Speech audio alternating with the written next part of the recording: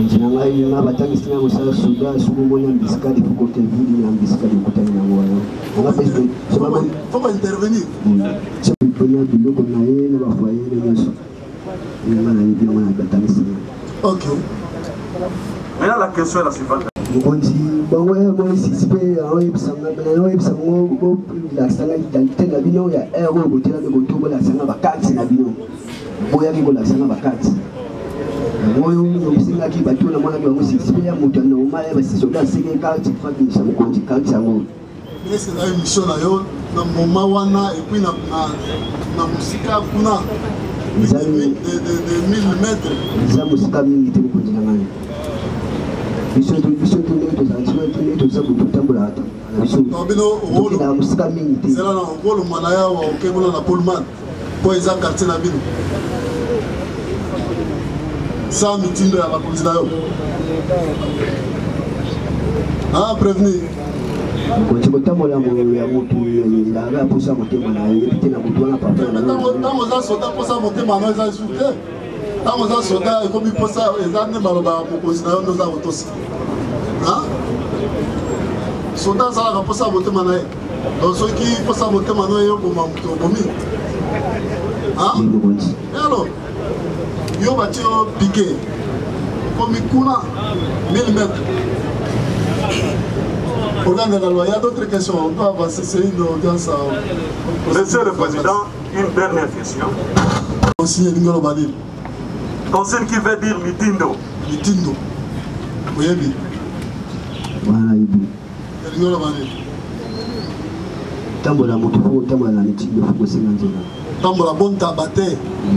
Eza boye non? Ça dit so za soda, utambola mitindo ba konzi. Tambola bon tabate.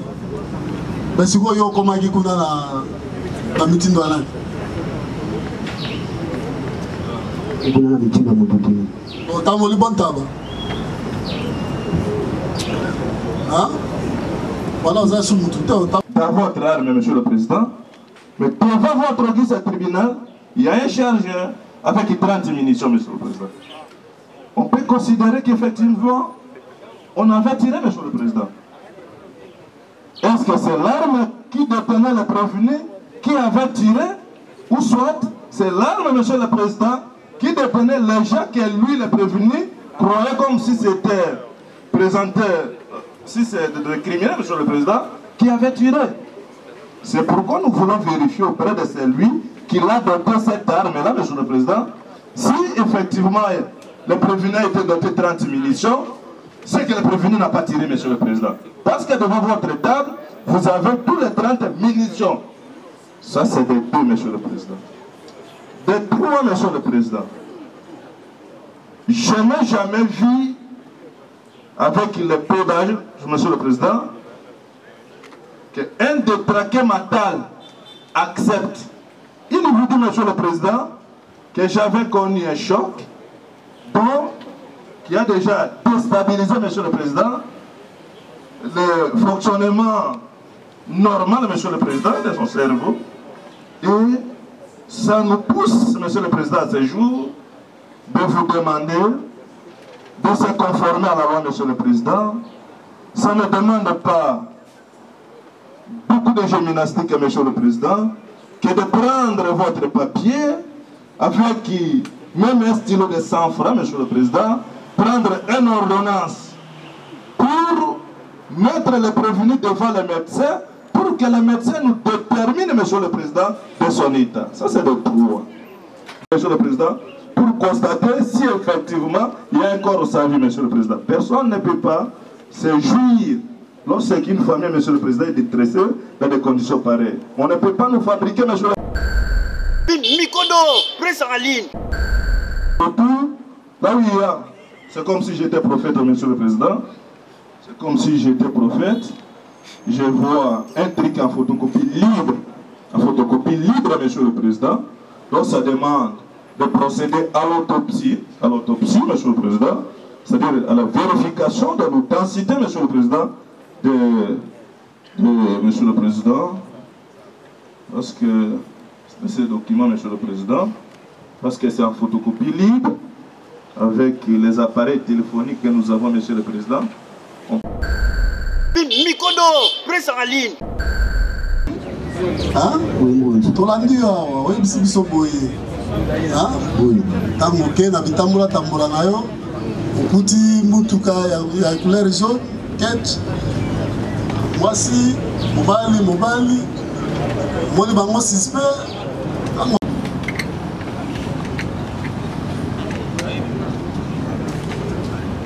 Voilà moi.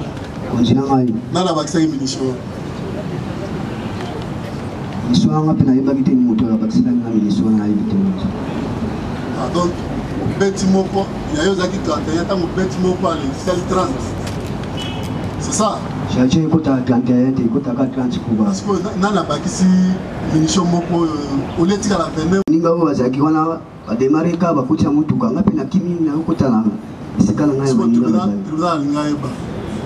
Soki tokeka na version na yo tango bozowela munduki yo simbaki ngambo nini mutu wana simbaki ngambo nini boko ya bizu mibali ya mutu wana ezalika na katika wana na ngai amezaki na kati ya nzoto maplate ya simi na katikati na pena simi na katikati to benga na obo sikona azui lisasi oyo azalaki bazaki koya be obozaki kowela na ye ndenge yo lobi oyo azwaki lisasi oyo bayo oyo ene arme wana sikoyo ezwi ndenge nous devons voir les armes, mais on a eu un peu de police. Il était ouvert, les bails, les coups de la chambre. Mais la foule là, il s'est mais nous devons voir la sécurité payée par les fonds de Makindé, il n'a pas les repérés. Si on a la côté balle la chambre. Le mouvement là, on continue à attaquer armes. Mais Moutouma, on a beaucoup de balle, non, papa? Moutouma, on a beaucoup de balle, parce que c'est tout pour te la il y en a une à la côté. L'engomone. Bon, bah, écoute, qui n'a pas ni au bout de la wana, on a plein de bagité bail comme dans la chambre. Dengue au monde, n'a ni à côté si à tout le monde. Quand on a besoin de baler chambre, baler la chambre, il y a bagité côté qui n'est ni ni tout bon où il est là, on baler côté qui n'a chambre, on a plein de bagité. Si le tête au rôle bala où il est là, hein? Mais ce que baler côté la chambre, surtout toi bas soda non? Pour baler côté la chambre, moi il faut mon ko ça là les alliés. Hein? Oui, oui. Ah, ce que nani ni akotaki yo yeye parce que yo ndo zai na arme na nzoto arme zai na nzoto kasi ye pasi baki arme na ngai c'est que aye to komani pe arme c'est que aye to komani arme ndenge to la ndio ye asimbi arme zela yana na munduki na biso basi za mama ngai ah binda mibo yo na sinya sibra ngapina singa to hapo na wana siyote za kitu cha kufungwa zela ye asimbi awa na garde me wana yo simbi wapi koto na simbi koto wana na msala soda nanga na possibilité ya ko armer na oya simbi koto na oya simbi kuna nanga za possibilité ya ko armer mu continue na possibilité ya armer zande china na ko armer kasi na pena armer kitika tina mu futima tu sala wana c'est que bale kotaki na chambre bengi abenda kipungi simu tuopota na maboko na ye awa ngape awa tuopota na pona kini na arme ngape na abo ya kaka alo tino musapi lekani de tanti tito musapi lekani tanti bali mbiti problème ne ya kwa arme ndete bila la linga yepa place ni ngape na amage mo ameke mkonzi yeto wala wole na deko wole ya mtu mpona mtona zaki soda bon si vile ya wewe kosimba soda na tenite ya kosimba pe arme te pe kisimi ya si pe kosimba arme soda ta ndinge to na wole le wana seki alekana maison militaire c'est alekana soda comme ça soda oui do yende armaki ah ela botika ye mobile yende armaki be ko sala ye armaki arme ko sala nanga sukuna armaka ni ngabo betamba mo bani mpanye kutu te nandeni simoto fo mamaki nandeni bali kutaki na shamba mukonzi nakotana kutu tele to wale la bo musapelekane de tanti bali bini OK mutonga akoyaki musiki place ba mo tanga kwesi place yo sali ngaya akoyisi place ko bange pe zungai ngapena kimi na ngaba mininga ne pe bazaki wana ba demare moto ko kocha moto ka ba prier na tango kimi otiki abotola ke mundu ki ba yo kimi na mundu bon nga bale di maki bongo azi nga kilaki na mundu ki na ngai kimaki na mundu ki na ngai ero komi kuna sika ba ndeko na bazali oyebisi bango ke na utobeta masasa bon na koma pa ndeko na ngai bazali na yebisaki bango te akuzika mai te am na kati ya musuki na muskoli kano Oui. Pour elle, ça que bêta quitté. Bon, il y a ça kaka so ibimaki. Moi sur le bimaki. So la licence ka ibimaki kaka. Maman ayokaki. Ayokaki son la licence. Bon, so on a payé na so la licence tu beti na butu fo yo kaka mkonzi. Batuna ki yote ke moi na mboka yo tu poto moi masasi kuna batuni yote. Batuna ki ngatenga ba yo zwanga na sabongi basali assemblement itorole leleo masasi beti libanda basali ensemble. Yo tango zongi olale ozumai osukoli kano après olale na yo. Oui. Ne rassemblement salemi. Oui. Abandi ko luka. Rassemblement salemi na ba ame nyoso. C'est biso mopanzi basali rassemblement ba comment vérifier ba ame. Tu vas vérifier ame nyoso ici ba yokuta ame na mamai. Ne batuni yo. Batuna ki ngati bazunga mbala moko abimisinga ine miso de kulanga basuka. Ba ebisoni. Ba milinga mbala moko ti etamation na biso pa. Ba ebisa kyo nini? Tango basumai na kati ba ebisoni. Ba ebisa pe lokoti bango ba loyi singa yokodi ayo ame no moni to mona na mai to mona yo sispe. Ngalo pe mkonzi ame na kuti na mai ngayo to ko sokola ame ko yaki na mai. Siko ebisa bango te ko beta masasi. Mana na ebisa ki bango te. Bomba ki pona ni. Ah, Kodia. Mkonzi itena biso fo so ebisa bango mkonzi asaki mo ya rea masasi betaki balinga ko kanga. Bon, siko na masasi wana. Mon certificat de décès, acte de décès. Tumana wele na le ame licence le ibimiki na iba kitene ibimaki licence. Siko licence bino na yebozo wele. Pona nini zuyo te zuka ka ye. Kanuna ngai zaki liboso na ye. Kanuna nga munduki zaki na liboso na ye, zaki liboso na sima. Osiko akufi olobi nini? Konzi nandali kama koloba te nyonso ezala na maboko na bino bomi konzi na ngai. Voilà. Masasi pinongo betata. Na mona la police ezali situation. Mais pour ya chama boka wela munduki na yo ubieka ka yo za musika na ye a plonger le abandi wela munduki. Ngai ye piso apesa ngai explication te na amo suki na amo kakimbaniste suki ni biti bani ye pe ba moi koloba ba interesse ka ngai. Ngo moni biso mibali ya longwe kuna ye ya bali ngai ninga na zaki wana pole pe ya ba mibali ba ko masikunga na zaki ngamoko. Te baso isa ki wana te ngo to lo ya ame na de sasi ni binaki na pena kopana kiti. Oya bana vous avez la distance à combien de mètres? Bon, lingi makada miningi sa bongo moko azaki na ngamu moko azaki na ngamu ngana azaki na katikati ya prince batili misika liboso kuna. Bigem na militaire to tanga ngo. Tuna ya misato ya tribunal. Tina ya piqué zani. Tina piqué za basuda pa ba de sikamo.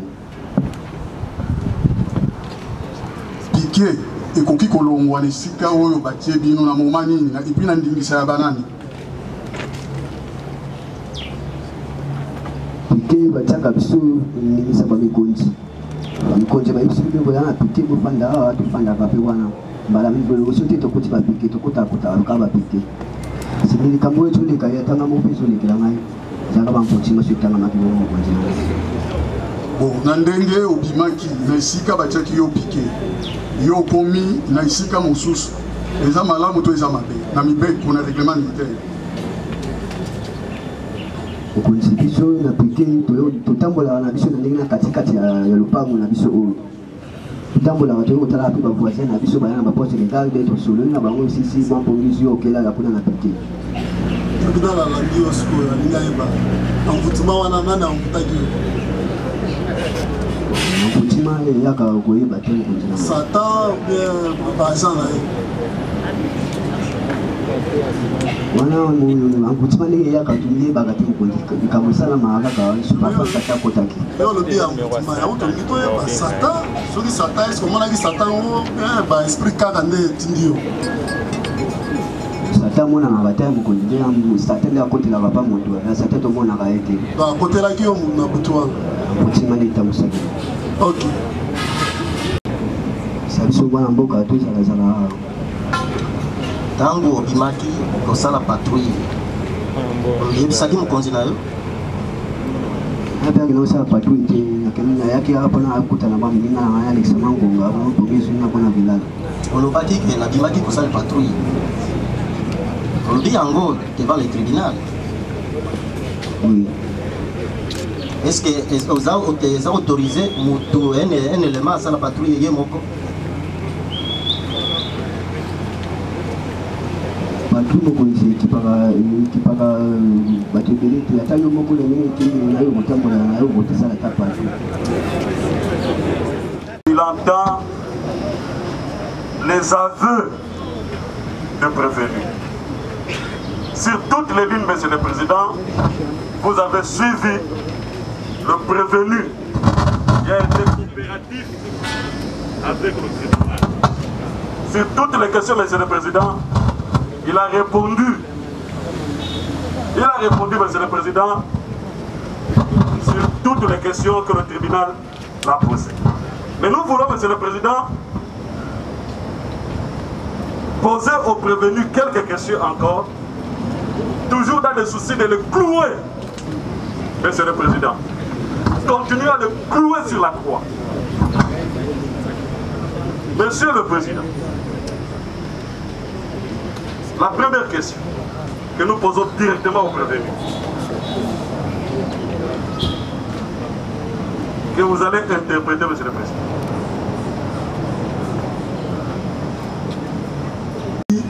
Yo sukolaki kano ya munduki na kano na sukolaki kano munduki tena kena ngo sukola sokoli nzoto munduki koi na bushi yoka kodia ha esali ata 5 minutes te ela silence komi kuna sur munduki na yo sukoli kano na ngo aloke olali siko tango olali bakonzi babandi kotala banani kosangisa manduki nyonso batali bakuti ya yo eza na mai na kati yango bakangaki yo sikoyo batuni yo kaka après 5 minutes osukolaki kano ya munduki na yo mpo na nini olobeza mpoke naye kosukola kodia il faut ozala awa nde explike bosembo nde ekobikisa yo bosembo nde il faut expliquer bosembo eza molimo ya motu il faut expliquer bosembo likambo ekwei oyo osalaki nde oyo koloba oyo osali te nde okoloba te. Deuxième question, Monsieur le Président. Oui. Monsieur le Président, kuti bato na 23 heures omoni bango baza basuspect oza na bango distance ya 5 mètres soko bato wana bandi koavance kote yo ozali ta militaire bien formé attitude na yo ozali mokonzi na ngai bango bapusa na ngai ngai mpe nayebaki mpe makasi na bango nayebaki te soki basisanga kosalanga nini oyebisi tribunal ayaki omoni bango suspect namonaki bango suspect natunisi bango yo oza militaire bien formé epuis esoki bien formé wana te oza na kosala sécurité ya commandant suprême epuis eza quartier oyo biro ya mokonzi ya mboka ezali omoni bato suspect 5 mètres sikoyo babandi koavance vers yo okosala nini yo etant soldat bon esika wana nakimaki te mokonzi nakimaki te baosala soda malamu ifo kima oyebi eloko osala te bisikadi wana sokutali yango so ozali moko soda bango baza te exemple nazwi bango so baa 5 yo soda ozali moko bazali mibale ndenge konzi na ngai nga batangisi nga kosala soda soki omoni ambisikadi fokote vili na ambisikadi okutani yango wana fo baintervenir sopona biloko na ye na bafoye na nyonso nga nayebi yango na batangisi nga. Ok. Maintenant, la question est la suivante. mokonzi bango moi suspect oyebisanga bena oyebisango bolakisanga identité na bino ya aire oyo botelaki koto bolakisanga bakarte na bino boyaki kolakisanga bakarte oyo obisengaki bato namonaki bango suspect ya moto ya normal basisoda asenge karte fabimisa mokonzi karte yango est-ce que na émission na yo na moment wana epuis na mosika kuna de 1000 mètres eza mosika mingi te mokonzi na ngai biso ndenge toza kotambola na mosika mingi te ezala na okoloma na yawa okengona na polman mpo eza quartier na bino sa mitindo ya bakonzi na yo prévenir Quand kotambola ya mutu ndanga posa motema na yepite na mutu wana papa na tango za soda posa motema na za sute tango za soda ekomi posa ezane maloba mokonzi na yo ndo za kotosa soda azalaka posa motema na ye soki posa motema na ye yokoma moto okomi alors yo bati yo piqué komi kuna 1000 mètres. Organe de la loi, il y a d'autres questions. On doit avancer, c'est une audience. Monsieur le Président, une dernière question. Conseiller Lingolo Badil. Conseil qui veut dire mitindo. Mitindo. Oui, oui. Voilà, Ibu. Lingolo Badil. Tambola motufu, tambola na mitindo, faut que nzela. Tambola bon tabate. Eza boye non? Ça dit so za soda, utambola mitindo ya bakonzi. Tambola bon tabate. Mais si vous avez comment vous avez la meeting de la langue. Vous avez la meeting de la langue. Vous avez le bon tabac. Voilà, vous avez le bon tabac. Merci, Monsieur le Président. Vous avez suivi. Noir, si la monarchie n'a pas l'attaqué. Monaki na ma plante ya sutu mtuna ndage na kati ya motuka yo moko zaga na tenue aux alentours na zaki na tenue ko wetu. OK, nous le mettons à ce niveau. Voilà, nous accordons la parole. Que le prévenu a un problème mental. Il a un problème mental. Et parce que c'est quelqu'un qui a un problème mental, Monsieur le Président, un détraqué mental, nous aurons besoin, Monsieur le Président, au moment où on va vous présenter ces documents de l'hôpital, attester son état, Monsieur le Président, on va formuler la demande à votre office tribunal de lui mettre en disposition des médecins pour attester s'il y aura des contestations. On n'est pas encore arrivé là-bas, Monsieur le Président, d'aider. Parce qu'un détraqué mental ne peut pas être commandé. À la même occasion, Monsieur le Président, nous allons demander la comparution de son commandant accompagné.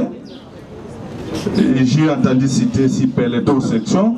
Monsieur le Président, parce que, comment expliquer... Le tribunal va vous accorder la parole pour développer tout ce que vous dites là après. Laissez une attention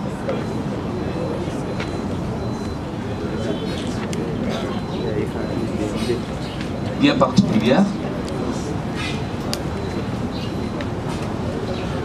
à entendre le prévenu effectivement que la nuit des événements, il a eu des accrochages. Mais il a tenté également pendant ces temps-là à nous faire un très bon scénario que nous avions suivi. Nous parlons des catchs à ces heures-là, à 22 heures. Parce que jusqu'à preuve du contraire, 22 heures passées, on atteint 23 heures, la circulation des véhicules. Jusqu'à preuve du contraire, il n'y a pas une mesure qui lève ça. Donc nous avons du mal à croire à ce qu'il a dit. Partant des évidences.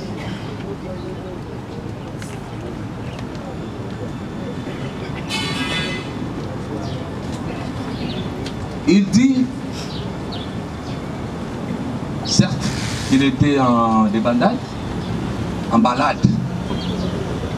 Et l'expression militaire, bon, kotabola bon tabac. Alors qu'il était piqué. Il voit deux suspects, ou il voit des suspects d'après lui, et il dit qu'il est un commando. Je pèse bien le mot, et le mot est sacré. Un commando dans l'armée n'est pas n'importe quelle personne. C'est la première personne, lorsqu'il voit les suspects, il est la première personne qui a toutes les aptitudes et capacités de maîtriser les suspects.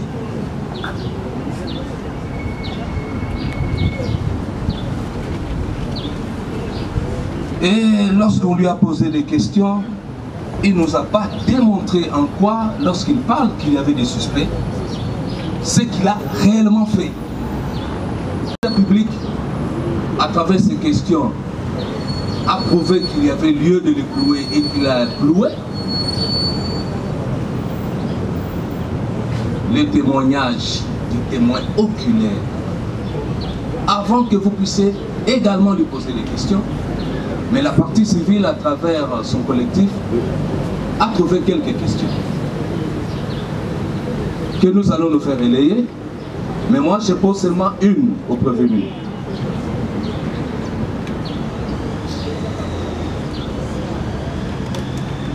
En voyant le suspect à ces heures-là, lui armé, devait-il sommer le suspect, oui ou non? Est-ce que vous voulez qu'il mette ça sur le colon tout là il peut me continuer à attaquer par idée ou mettre ma société. Les ça c'est bête qui nous tout le potager na arme. Les ça c'est idée. Le temps où vous suspect il fait ça garde à ce ça ne pas pour la zone battre.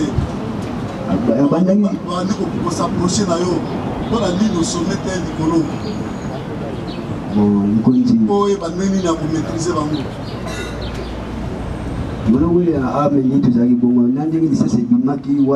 Azalaki à 5 mètres, n'est-ce pas? 5 mètres. 5 mètres. Dit à avancer, Yozana Munduki. On a limité au sommet. Pour ça, tant qu'on sommet, on va avancer le sous-souté. C'est un sommet à bête du colon, et là, au Kamamaraka. On va se justifier la sommet. Et puis, tant qu'on sommet, il y a alerté, Baninga no Baza Koto, Balinga Bayambam, pour récupérer Bango. Mais yo tiki soki tolandi version na yo ti baya kosimba yo na nzoto po banda kobenda na ti mutu armé yo moko yebi te munduki na yo moko mutafungoli sirete oyebi te ça c'est bien. Ngai na force mutu wana nanga na soda na nzambe tukibo na force mutu wana na kongubunda. No azaki munene mingi. Azaki ngimba pinda mubali ya tonda. Ngai commando te yo za commando na mukete ya.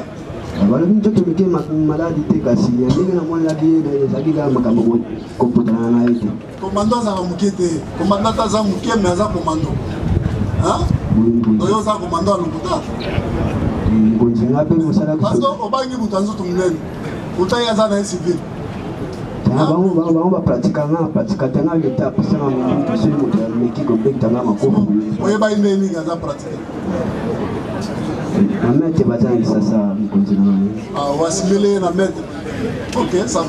Membre de la garde républicaine.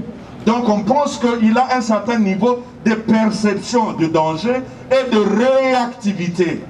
Sa réaction n'était-elle pas de pouvoir prendre son arme et braquer sans intention de tirer, ou même malgré le danger qu'il reconnaît, sa réaction avait été de maintenir l'arme, vous dites quoi, en bandoulière, je ne sais pas, de maintenir l'arme en bandoulière, bien qu'il est convaincu qu'à 5 mètres, il y a un danger réel, avec sa propre jurisprudence des femmes qui étaient scotchées, qui devaient sauver. Est-ce que malgré cela, il a maintenu quand même l'arme en bandoulière?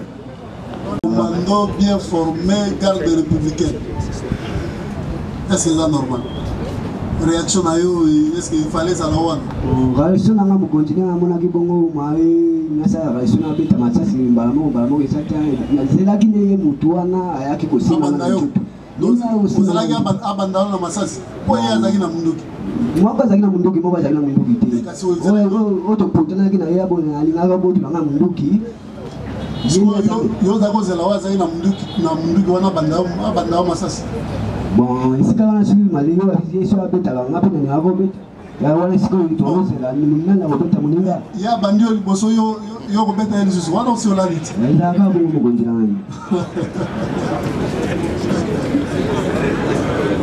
Ah, on a bête à Gawa, Banda, Yé, à Bonaga, on a bandit, il y a un rétat au bête. Ah, oui, Bandagi, Poyondo Bomu.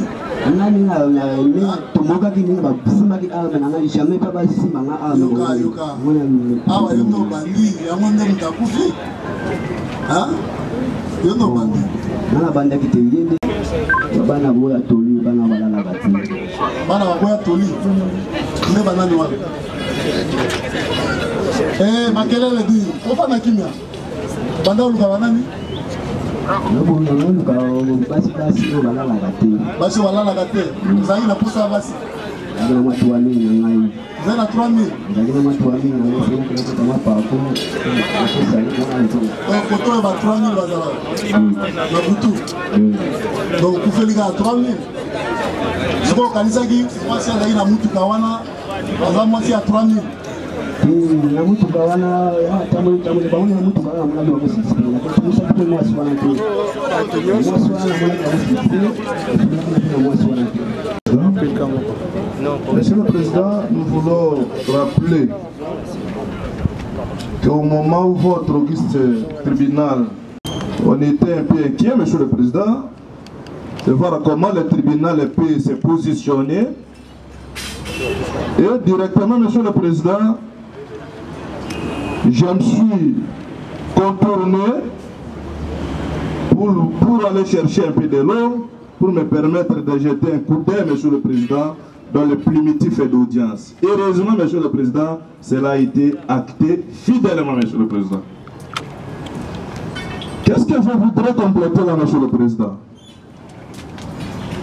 Dans votre arme, Monsieur le Président, mais devant votre auguste tribunal, il y a un chargeur avec 30 munitions, Monsieur le Président. On peut considérer qu'effectivement, on avait tiré, Monsieur le Président. Est-ce que c'est l'arme qui détenait le prévenu qui avait tiré, ou soit c'est l'arme, Monsieur le Président, qui détenait les gens que lui, le prévenu, croyait comme si c'était présenté, si c'est des criminels, Monsieur le Président, qui avait tiré. C'est pourquoi nous voulons vérifier auprès de celui qui a doté cette arme-là, Monsieur le Président, si effectivement le prévenu a été doté 30 munitions, c'est que le prévenu n'a pas tiré, Monsieur le Président. Parce que devant votre table, vous avez tous les 30 munitions. Ça, c'est des deux, Monsieur le Président. Des trois, Monsieur le Président.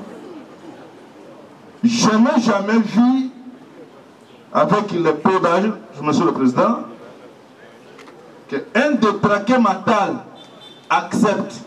Il vous dit, Monsieur le Président, que j'avais connu un choc, donc, qui a déjà déstabilisé, Monsieur le Président, le fonctionnement normal, Monsieur le Président, de son cerveau.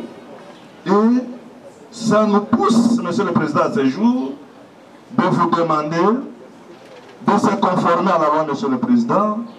Ça ne demande pas beaucoup de gymnastique, Monsieur le Président, que de prendre votre papier avec même un stylo de 100 francs, Monsieur le Président, prendre une ordonnance pour mettre le prévenu devant le médecin pour que le médecin nous détermine, Monsieur le Président, de son état. Ça, c'est le droit. Monsieur le Président, pour constater si effectivement il y a un corps au sa vie, Monsieur le Président. Personne ne peut pas se jouir lorsqu'une famille, Monsieur le Président, est détressée dans des conditions pareilles. On ne peut pas nous fabriquer, Monsieur le Président, des documents photocopies libres dans l'immeuble d'autour. Là où il y a, c'est comme si j'étais prophète, Monsieur le Président. C'est comme si j'étais prophète. Je vois un truc en photocopie libre. En photocopie libre, Monsieur le Président. Donc ça demande de procéder à l'autopsie, Monsieur le Président, c'est-à-dire à la vérification de l'authenticité, Monsieur le Président,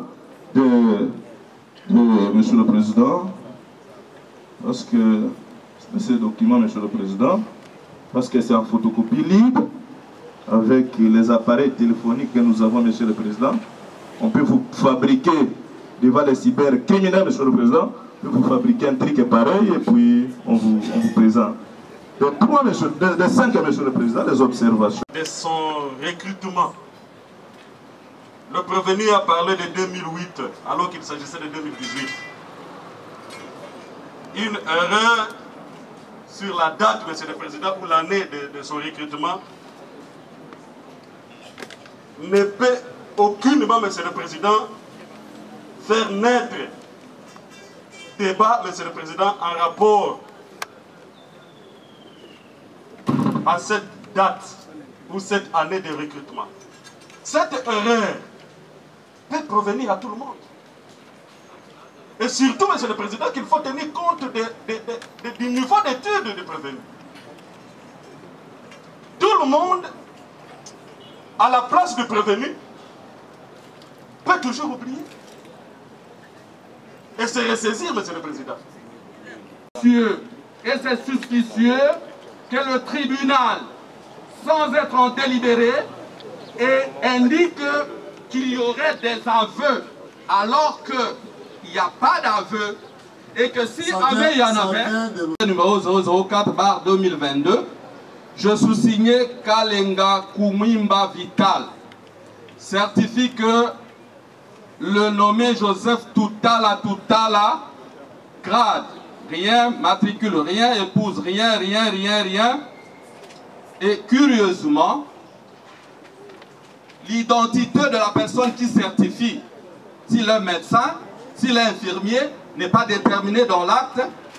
Aussi, le nom de la victime n'est pas seul de celui indiqué par l'accusation, c'est-à-dire Joseph Toutala, parce que vous êtes sans ignorer que les articles 56 et suivants du Code de la famille applicable au Congo protègent le nom d'une manière intouchable.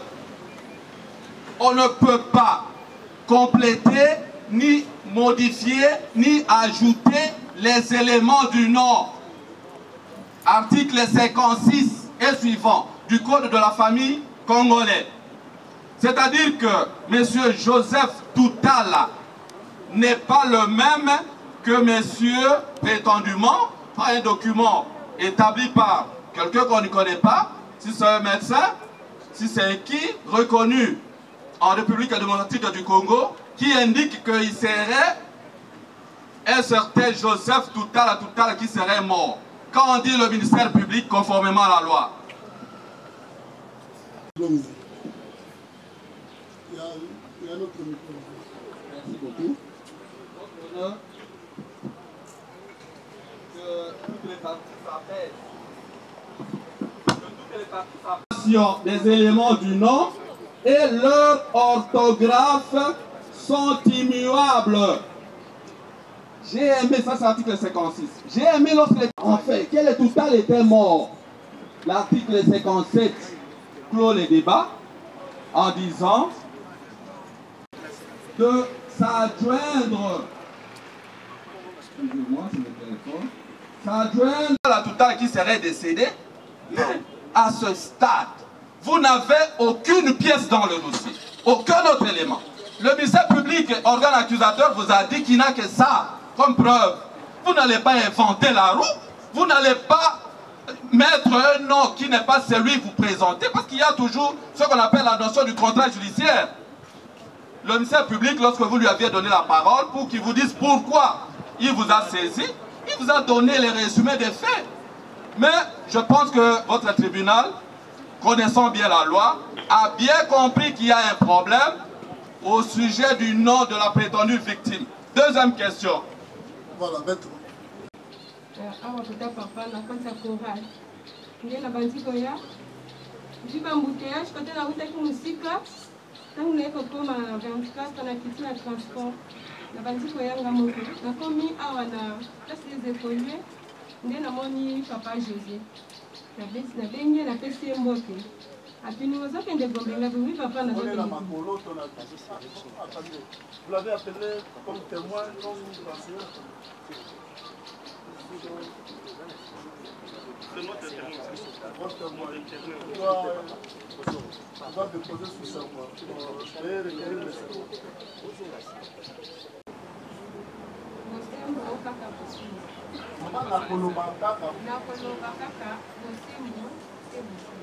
Voilà. C'est papa. Allez. Abi ça va? Tokende, nzela moko lokola ngai pe nazalaka na résidence kuna. Ozala makolo to na mutu. Na makolo. Ye azala makolo. Oui. OK. Tobanzi koya na ye, tozoya na biso tozoya tokomi na awa na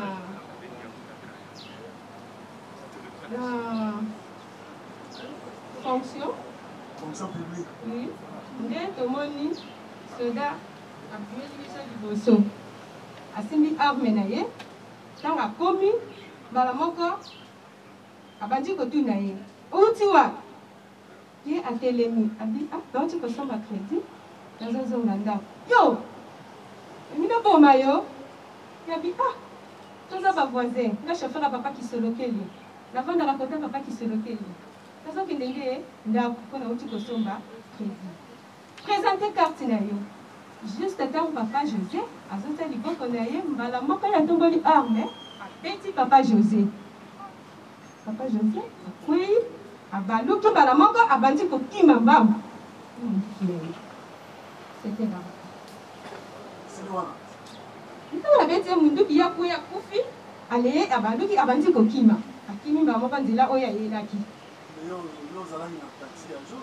ngai nazalaki makolo na papa José tozoya biso mibale na papa José nazalaki na taxi te mutuka ezalaki te mutu mpe azalaki te tobandaki koya biso mibale na papa José ye nde azalaki comme troisième oyo ayaki kobima na katikati papa José alataki pantalon ya jeans na Lacoste na Kutch na chapeau na ye na motu alataki veste te papa José mpe azalaki na mutu te tozali kaka biso mibale azalaki na mutu mosusu te keye tozala 3 personnes tozali kaka biso mibale pantalon ya jean ya bleu Lacoste vuke ezalaki butu ezalaki comme entre grise soki na bosen te ezalaki mpe butu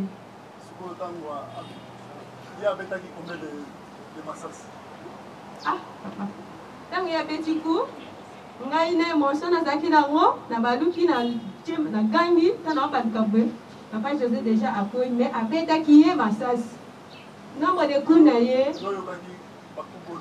ngai nazalaki nayokaki namonaki ye ti atomboli munduki abeti papa José akoyi akufi ye abaluki abandi kokima mbango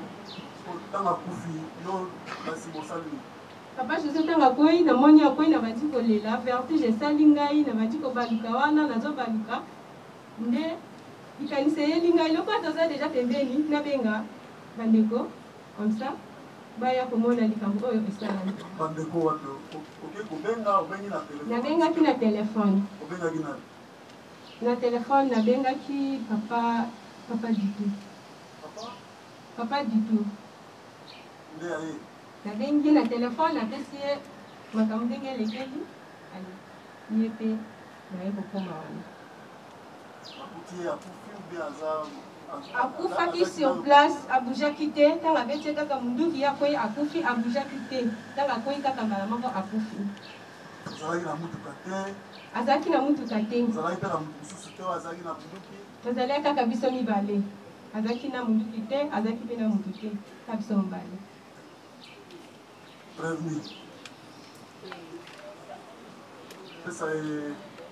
nde alobi seki ye mpe na ekiri wana bazalaki papa José oloba wana seki mpe azalaki anga namonaki ete amonaki mwasi na motuka na keche seki yo azalaki mpe na ekiri wana ya papa wana otuna ndenge adécrire bafe wana ndenge bazoya ndenge otelemisi bango osengi carte oyo mpe olobaki osengaki carte ye mpe alobi oyo osengaki carte ntango azolinga babimisa carte nde pote munduki obeti akoyi sur place baluki okimi loko oyebisaki tribunal ayiko balukaki mpe okimi alobi wana eseke ya kosi ye pa yeba bato oyo batambolaki na pa Joseph na motuka wana na mwasi oyo azalaki kati ya motuka ye pa yeba bango ani akoya telmane boye mpe ayebi bato wana distance nini à peu près esika oyo abandaki déjà kotulela bino carte d'identité akozaki na ye presque na distance azalaki vraiment atelemi nde kaka otelemaki epe papa José arépondre ete kaka ntango ayebisi ngai naza voisin na yo nafanda kota papa Kiselukeli ngai chauffeur papa Kiselukeli yo olingi napoma yo bimisaka etandi azosala mouvement wana ye mbala moko abeti ye moduki ezalaki teke ye azalaki na ngambu ubie biso tozalaki na ngambu esika papa toza telemaki taka betie mbala moko akwei papa toza saki Monsieur le Président, je